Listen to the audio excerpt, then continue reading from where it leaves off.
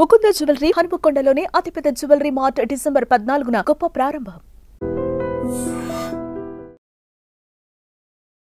నమస్కారం, welcome to I dream. ధర్మ మార్గం విత్ విజిత కార్యక్రమానికి స్వాగతం.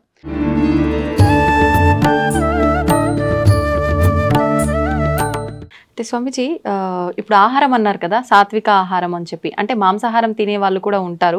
ఈ మధ్య కాలంలో అసలు మాంసాహారం తినాలని ఎక్కడ రాసి పెట్టలేదు. మాంసాహారం తినడం తప్పు, అది నిషేధం అని చెప్పి చెప్తున్నారు. మరి నిజంగా మాంసాహారం తినడం తప్పు అయితే మనకు కొన్ని ప్రాంతాల్లో దేవతలకే బలిచ్చి దాన్ని నైవేద్యంగా నివేదన చేసి తినే ఒక సాంప్రదాయం కూడా కొన్ని ప్రదేశాల్లో ఉంది. మరి మాంసాహారం నిషేధం అని ఎలా చెప్తారు? కరెక్ట్, మీరు అన్నది. దేవతలు బలి అడుగుతారు, ఆ బలి వాళ్ళకి ఇవ్వాల్సిందే. బలి ఇచ్చినారు, మళ్ళీ ఇచ్చిన దాన్ని ఇంటికి తెచ్చుకొని తింటున్న దేవుడు. అలా తెచ్చుకో, నీ జిహ్వ చాపల్యానికి దాన్ని దేవుని పేరు చెప్పి బలి ఇచ్చి నువ్వే తింటున్నా. దేవత తింటుగా. కానీ దేవత కోడిని అడిగింది, మేకను అడిగింది, దున్నపోతును అడిగింది. ఓకే, ఏ మేక, ఏ కోడి, ఏ దున్నపోతు అనేది మనకు అర్థం కాక అవి ఇస్తాడు. మనలో ఒక కోడి ఉంది, మనలో ఒక మేక ఉంది, మనలో ఒక దున్నపోతుంది. ఏంటి స్వామి వాటిని బలి ఇయ్యరా అంటుంది. అవేంటి? కోడి ఏమంటుందమ్మా? కుక్కురుకు అంటుంది. కోరిక కోరిక కోరిక అని మనం అంటున్నాంగా. అవసరమైనటివి అవసరం లేనటివి దిక్కుమాలిన కోరికలు కోరుకుంటాండామే. నీ అతి కోరికలోనే ఆ కోడిని నాకు బలి ఇచ్చేరా. ఎంత నువ్వు కోరికలు తగ్గించుకుంటే నువ్వు అంత హ్యాపీగా ఉంటావు. కోరికలు ఉండాల్సిందే. అతి కోరికలు, దురాశ కోరికలు, ఆశ దురాశ అంటాం కదా, అత్యాశ, అవి ఉండకూడదు. ఆశ ఉండాల, కోరికలు ఉండాల. నేను బాగుండాలా, సమాజం బాగుండాలా, అందరూ బాగుండాలా. ఇది ఎట్లుంది, నేనే బాగుండాలా అనేది ఎట్లుంది. అటువంటి కోడిని నాకు బలి. ఇంకా మేక అదేమంటుంది చెప్పండి? శబ్దం చేసి చూపించాలా స్వామిజీ? మే మే మే అంటుంది. మై మై మై, నాది నాది నాది. వామ్మో, ఇంత అర్థం ఉంది. నాది కాదురా, మనది మనది అనడం నేర్చుకో. నీలో ఉన్న ఆ నాది అని అరిచే ఆ మేకను నాకు బలి. ఇంకా మీ తెలుగులో అంటారు, దున్నపోతు మీద వాన కురిసినట్లు. అవును అవును. ఎవడు ఎట్లా పోతే పర్వాలే, ఎవడు మంచి చెప్పినా వినేది లేదు, నా దారి నాది. అవును, అదే బఫెలో అంటారు కదా దున్నపోతుని ఇంగ్లీష్లో. ఇప్పుడు మనం అందరం బఫెలోలమే.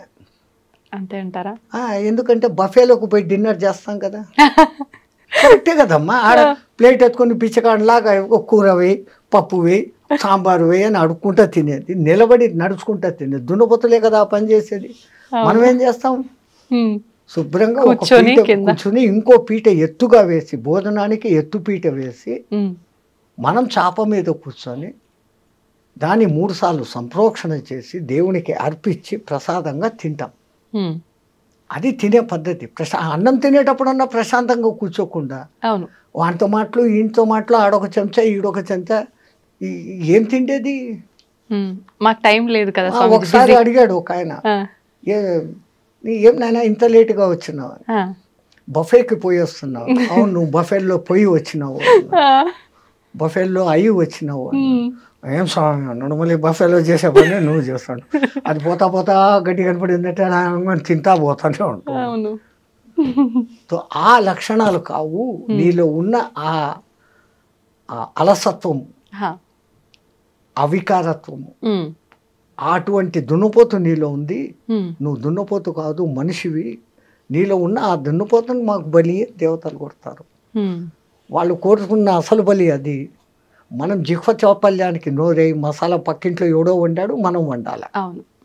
ఇంకా కొంతమంది వాడి కోడికూర తినాలని ఉంది, ఇంట్లో తినకూడదు అని అన్నారంటే వాడికి ఆ రోజు పూనకం వచ్చేస్తుంది. అమ్మోరు నన్ను అడిగారు 2 కోళ్ళు ఇయ్యి అని. ఇంకా సచ్చినట్లు అమ్మోరు అడిగారు, కోళ్ళు ఇస్తారు. ఇచ్చినాడంటే వీడి ఇంటికి తెచ్చుకొని దాన్ని జుట్టు పీకి, కోడి పీకి, అది సచ్చేటప్పుడు అది ఎంత బాధపడుతూ వస్తుందో ఆ బాధే మనకి ఇప్పుడు శాపాలే. ఈ దిక్కుమన్న కొత్త కొత్త రోగాలు, ఈ ప్రకంపనాలు, ఈ ప్రకృతి ప్రకోపాలు వచ్చేదానికి కారణం ఆ జంతు ఘోష. మరి ఇప్పుడు సాత్విక ఆహారం అంటే మొక్కలకు కూడా ప్రాణం ఉంటుంది కదా గురూజీ, అది కట్ చేసిన తర్వాత దాన్ని కూడా చంపినట్టు అవదా? మేక కాలు ఇంచేసి కోసుకొని తిన్నావు, మేకకు మళ్ళీ కాలు వస్తుందా? రాదు. మీరు చెట్టు నరికేయండి, చిగురు వస్తుంది మళ్ళీ. దేవుడు మనకి ఇచ్చాడు ఇది. ఇప్పుడు మాంసాహారం తినే జంతువులను మనం ఏం పేరు పెట్టి పిలుస్తాం? క్రూర జంతువులు అంటున్నాం. అవును, కూరలు ఉన్నాయి దానికి, దాని పేగుల డిస్టెన్స్ తక్కువ. అది ఒకసారి తిన్నాక 4-5 రోజుల వరకు దానికి అరగదు. బాగా తిని నిద్రపోతున్న సింహం దగ్గరికి మీరు పోయినా అది మళ్ళీ మన మీద పంజా విస్తడతాం. అది ఫుల్లీ సాటిస్ఫైడ్. దానికి ఆ తిండి దేవుడు ఇచ్చాడు. ఓకే, దాన్ని క్రూర జంతువు అని పిలుస్తుండవు. మరి నువ్వు తింటున్నప్పుడు నువ్వు ఎవడివి? నువ్వు క్రూరుడివే. అవును. రెండవది, మాంసాహారం వండేటప్పుడు దాంట్లో దిక్కుమాలిన మసాలాలన్నీ వేస్తారు ఆ కంపు రాకుండా. ఈ మసాలాలు మనలో తమో గుణాన్ని రజోగుణాన్ని పెంచుతాయి. బాగా కారం తినండి, కంట్లో నీళ్ళు వచ్చేంత కారం తినండి. ఎవడో ఒకడు ఒక మాట అనగానే హై నన్ను అంటావా అంటారు, వెంటనే వస్తుంది కోపం. వస్తుంది. ఈ కోప ప్రకోపాన్ని కామ ప్రకోపాన్ని పెంచేది కారణం మనం తింటున్న ఆహారం. తో మనకు దేవుడు ఈ కాయగూడ్లు పండ్లు ఎన్ని ఇచ్చాడు. మీరు అన్నట్లు నిజంగా దాంట్లో కూడా ప్రాణం ఉంది, కానీ దాంట్లో మళ్ళీ చిగురించే శక్తి ఉంది. దీంట్లో అట్లా లేదు. అది ఒకసారి చచ్చిపోయింది, ఇంకా మళ్ళీ అది బతకదు అది. అయితే ఇప్పుడు మనం తీసుకునే ఆహార ప్రభావం వల్లే మనకు వచ్చే ఈ ఆరోగ్యానికి సంబంధించిన ఇబ్బందులు అనుకున్నాం కదా స్వామీజీ. మరి ఇప్పుడు చాలా వరకు మనం చేసుకున్న కర్మలను బట్టి మనకు ప్రతిదీ వస్తుంది అంటాం కదా. అంటే కొంతమంది ఎటువంటి ఆహారం తీసుకున్నా కూడా మంచిగా ఉన్న వాళ్ళు ఉంటారు, అన్ని రకాలుగా మంచి పూర్తి హెల్తీ ఫుడ్ తీసుకున్న వాళ్ళు కూడా అనేక రకాల ఇబ్బందులకు గురవుతుంటారు. వాళ్ళ కర్మలను బట్టి ఉంటుంది. ఓకే, గత జన్మ కర్మానుసారం వాళ్ళకి ఏం జరగాలనో అది జరుగుతుంటాయి. ఓకే. అయితే స్వామీజీ ఇప్పుడు ఈరోజు పేపర్లో మీరు చూసి ఉంటారు, యాంటీబయాటిక్స్ ఎక్కువగా ఇస్తున్నారు జంతువులకు, అవి త్వరగా గ్రో కావాలని, అవును అవును, ఎక్కువ బరువు తూగాలని. అవి ఆ బయోటిక్స్ దాని మాంస కణాలలోకి చేరి మనం తింటున్నప్పుడు ఆ యాంటీబయాటిక్స్ మనకి నెగటివ్ రోగాలు తెచ్చేదానికి కారణభూతమైతాయని సైంటిస్టులు చెప్తాండారు. ఓకే ఓకే, అంటే మాంసాహారం తినకుండా ఉండడమే ఉత్తమం. సరే, ఒక్కటి మీకు మాంసాహారం ఇష్టమే, ఆ జంతువులు తిన్నట్లే మేక పులి తిన్నట్లే, మేకను పులి తిన్నట్లే పచ్చి తినండి ఒకసారి. అమ్మా, అలా ఎలా సాధ్యపడుతుంది? బస్ హోగా, వెగటు పుట్టేస్తుంది ఒక్కసారి పచ్చిది మీరు తినగలిగినారు. ఒకవేళ 1 అరకిలో తిన్నారు అంటే 3 రోజులు అనారోగ్యంతో బాధపడతారు. It will not digest. దాన్ని చండాలంగా ఉడకబెట్టి దాంట్లో ఏందేందో మసాలాలు వేసి మిగిలితే మళ్ళీ ఫ్రిడ్జ్లో పెట్టి 2వ దినం వేడి చేసి ఇట్లాంటి ఫుడ్లన్నీ తినడం మూలంగానే మన మెటబాలిజం, టైం క్లాక్ అన్నీ దెబ్బతింటాడు. కొన్ని ప్రాంతాల్లో పచ్చి మాంసం తినే మానవులు కూడా ఉన్నట్టుగా మనం చూస్తుంటాం. వాళ్ళు హ్యాబిచ్యువేటెడ్, వాళ్ళకు తరతరాలుగా వాళ్ళ జీన్స్ అది ఉంది. ఓకే, మనము తరతరాలుగా భారత రామాయణ కాలాల నుంచి ఆ ఋషిమునులు అందరూ కూడా సాత్విక ఆహారమే. అంతెందుకమ్మా, ఇప్పటికిప్పుడు భూమి మీద నీళ్లలో కాదు, నీళ్లలో తిమింగలాలు ఉంటాయి, భూమి మీద ఉండే అత్యంత బలమైన ఎత్తైన జంతువు ఏది? ఏనుగు. ఇంకా 2వది ఖడ్గమృగం. అది పరిగెత్తా వచ్చి ఒక వ్యాన్ గుద్దిందంటే వ్యాన్ 3 పల్టీలు కొట్టి ఎగిరిపోతుంది. ఆ 2 తినేటి ఏంటి? గడ్డి. బలము తినే మాంసాహారంలో లేదు. కాయగూరలలో ఉన్నంత విటమిన్లు, ఖనిజాలు, లవణాలు మాంసాహారంలో లేవు. అన్నిటికన్నా విచిత్రము, ప్రపంచంలో ఏ జంతువు ఉడకేసి తినడంలే, అవి కంటద్దాలు పెట్టుకోవడంలే, చోటు మిషన్లు పెట్టుకోవడంలే. ఈ దిక్కుమాలనోడే పెట్టుకుంటున్నాడు. ఎందుకు అంటే ఉడకేసి తింటున్నాడు, సహజమైన తిండి తినడంలే. అందుకే ఇప్పుడు సహజ ఆహారము, పండ్లే తినండి, జ్యూసులే తాగండి, మళ్ళా పాతకాలం టైటిల్లోకే వస్తున్నాం. దునియా goal high, Phir K ఉదర్ co he ఆ జాయేగా, మళ్ళీ అక్కడికే వస్తున్నాం. అయితే ఇప్పుడు ఆహారము మీరు చెప్పినట్టుగా ఆహారం పాతకాలంది రావటమే కాకుండా ప్రతిదీ కూడా వస్త్రాల దగ్గర నుంచి పాత్రల దగ్గర నుంచి ప్రతిదీ పాతకాలంవి మళ్ళీ ఇప్పుడు వస్తున్నాయి కదా స్వామీజీ. తప్పదు.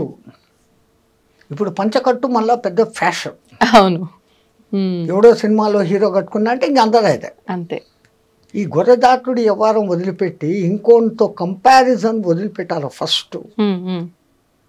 నేనుగా ఉంటాను, నా వరకు నేను ఉంటాను, నేను బాగుంటే లోకము బాగుంటుంది, ఆ ఫీలింగ్తో ఉండగలగాలి. రెండవది న్యాచురల్గా ఏది వస్తుందో దాన్ని యాక్సెప్ట్ చేసుకోవాలి. పరమాత్ముడు ఒరే జాగ్రత్త పడు అని ముందు కొంచెం సైట్ తగ్గిస్తాడు, వెంటనే కంటద్దాలు షాపు పోతాం కళ్ళు పెట్టుకుంటాం, పండ్లు ఊడగొడతాడు, పండ్ల డాక్టర్ దగ్గర పోతాం కొత్త పండ్లు కట్టుకుంటాం, వినకుండా చేస్తాడు, చెవిటి మిషన్లు పెట్టుకుంటాం. అన్నిటికన్నా ముందు ఆయన ఇచ్చే లెటరు తెల్ల జుట్టు, వెంటనే డై కొట్టుకుంటాం, అక్కడనే డై మొదలైంది మన డై. సో వీడు ఎక్కడ మన మాట వినడం లేదు, నేను ఎత్తుకొని అక్కడ చెప్పడు, ఇంకా ముందు 3-4 సార్లు చెప్పాడు, అన్ని అవకాశాలు అయిపోయినాయి, వినుకోకపోతే ఇంకా డైరెక్ట్గా ఎత్తుకొని. సో ప్రకృతిలో లోబడి నువ్వు జీవించినప్పుడు ఆ ప్రకృతి నిన్ను కాపాడుతుంది. ధర్మో రక్షితి రక్షిత. మనం ప్రకృతికి విరుద్ధంగా పోతున్నాం, చెట్లు కొట్టేస్తున్నాం, అడవులను నరికేస్తున్నాం, అడవుల్లోని జీవాలు ఊరి మీద పడతాయి. ఓ పులి ఊరి మీద పడింది, అది ఎందుకు పడింది? అది ఉన్న ప్రదేశాన్ని నువ్వు కట్టేసి ఇల్లు కట్టుకున్నావు, అది ఎక్కడికి పోవాలి? దానికి స్థలం లేకుండా చేస్తున్నావు. దాని మానాన దాన్ని వదిలిపెట్టి నువ్వు అడవిలో కాకుండా నీకు ఉన్న కొద్ది స్థలంలో నువ్వు కట్టుకుంటే లే, ఒక్కడు ఉండేదానికి 6 బెడ్రూమ్లు ఇల్లు కట్టుకుంటాడు, అవసరమా? మరి ఇవన్నీ ప్రకృతికి విరుద్ధంగా జరుగుతున్నప్పుడు భగవంతుడు అంటే ఆపే ప్రయత్నం చేయాలి కదా. ఒక్కొక్కసారి ఆ భూకంపము అనేది భూమాత క్షమయా ధరిత్రి, భరిస్తుంది. అమ్మ కూడా అమ్మ అమ్మ అని 10 సార్లు పీకుతాడు, ఒకసారి పీకుతుంది కదా. తల్లి అయినా కానీ దండిస్తుంది. అట్లాగనే ఆ భూమాత భరించి ఈ జీవహింస, ఈ తవ్వకాలు, ఈ దమనకాండ అంతా చూసి ఏ రోజో ఒకరోజు కొంచెం అట్ట కదిలిస్తాడు, 2 సెకండ్లు కదిలితే చాలు, అంతా అతలాకుతలం. జై శ్రీరామ్ హో జాతా. ఈ మధ్య కాలంలో ఇలాంటివి భూకంపాలు, జలప్రలయాలు చాలా వరకు వచ్చిన సందర్భాలు ఉన్నాయి కదా స్వామీజీ. అంటే ఇవన్నీ పాపాలు ఎక్కువైపోవడం వల్లే అని అనుకోవచ్చా? ఇప్పుడు ఇంతకుముందు ఇంత వాహనాలు లేవు, అవును, వాతావరణం కాలుష్యమైంది, అవును, ఓజోన్ పొర దెబ్బతినేంత లెవెల్కు పోయింది. కార్బన్ డైఆక్సైడ్, కార్బన్ మోనాక్సైడ్, ఈ 2 పెరిగిపోయినాయి. అవును. పోనీ వాటిని గ్రహించుకొని ఆక్సిజన్ ఇచ్చే చెట్లను ఏం చేస్తున్నారు? నరికేస్తున్నారు. ఏమైపోతుంది మళ్ళీ? అదేమో ఎల్నినో ప్రభావం అనేది ఏర్పడి సముద్రాల ఉష్ణోగ్రత పెరుగుతుంది. అది పెరిగితే ఏమవుతుంది? సముద్రం ముందుకు రాను మొదలు పెడుతుంది. మెల్లగా ఈ ఓడరేవులు బోడరేవులు మెల్లమెల్లగా మునగను మొదలు పెడతాయి.